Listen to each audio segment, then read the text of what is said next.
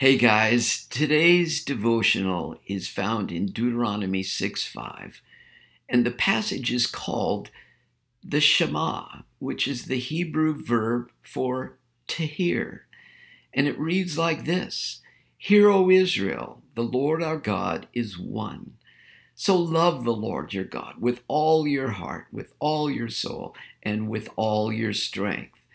So the command is all about love, specifically who we love and how we love. The fact that it tells us that the Lord is one helps us right from the start. There aren't a lot of gods for us to divide and portion out our love. There's only one. He's God. He's the creator, the sustainer, the ultimate source of love itself. So let's love him with all that we got. And the second part is how we are to love.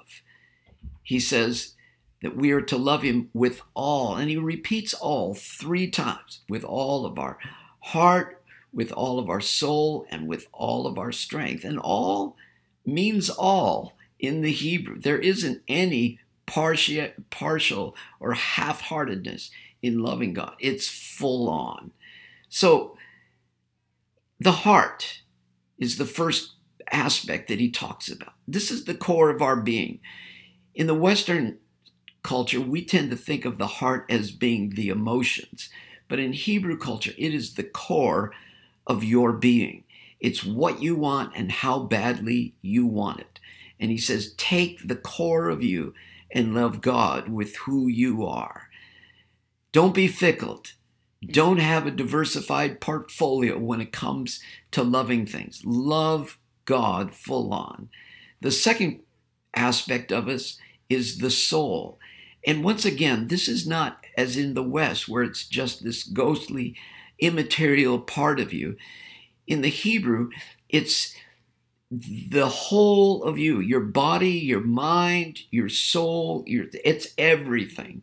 And so that word captures the whole meaning here of loving God with all that we are. And then Jesus mentions strength. This is both what we do with our bodies, and it's how we apply ourselves in our doing, our action. You might think of it as the elbow grease of life.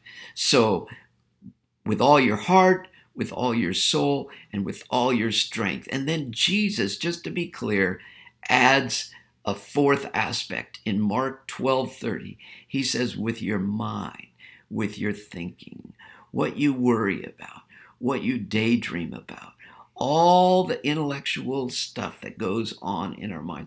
You know, we don't cut off our heads to save our hearts when we come to faith in Christ.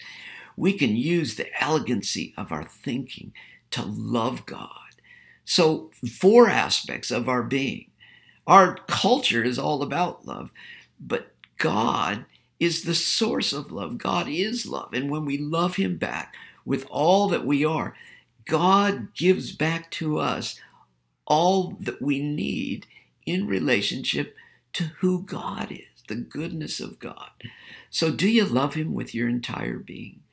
Your soul, your mind, your heart, your strength? It's time for us to change. And apparently we can, otherwise he wouldn't give us the command. Folks, he wants the whole pie.